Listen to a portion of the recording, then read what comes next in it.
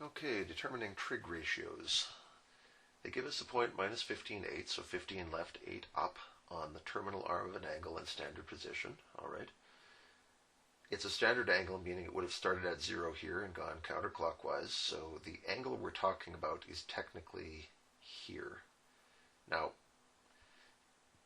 often we get more interested in the reference angle over in this side, but please remember always that however many degrees this angle is, it's in standard position. It's got to be on this side, starting on the positive x-axis and coming around.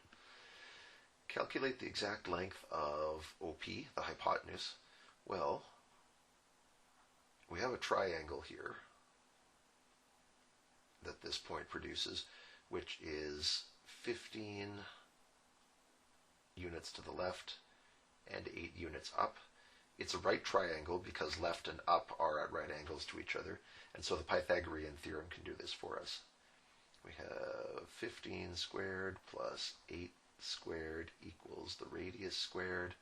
That's 225 plus 64 equals r squared. R squared is 289. R is 17. So our radius is 17. They don't say what the units are, so the hypotenuse is 17 units of whatever kind. And now they want all the trig ratios based on that. Okay, well, SOHCAHTOA tells us that the sine of this angle is opposite over hypotenuse. So the opposite side is 8, the hypotenuse is 17, the sine is 8/17. Notice when I did that, I shifted into pretending that this is where the angle is. That's what you have to do if you want to identify your opposite and adjacent sides, and that's what I mean how it's easy to forget that the real angle is out here outside the triangle. But pretend that you are in this corner so that when you're deciding which side is opposite and which side is adjacent. Cosine is adjacent over hypotenuse, so that's minus 15 over 17. We're off to the left, so x is negative. That's one way to show that cosine is negative. The other one is the cast rule, which would tell you that only sine is positive in this quadrant.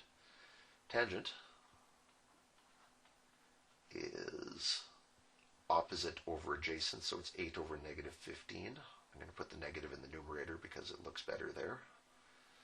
Or if you want to put it completely outside and say negative 8/15, that's perfectly fine.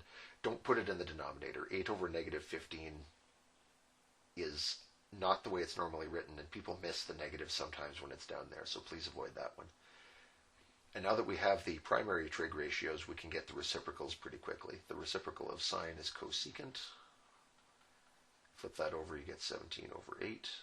The reciprocal of cosine is secant. Minus 17 over 15. Again, I'm keeping the negative upstairs. Even when I flip the fraction, I still keep the negative upstairs. And cotangent will be negative 15 over 8.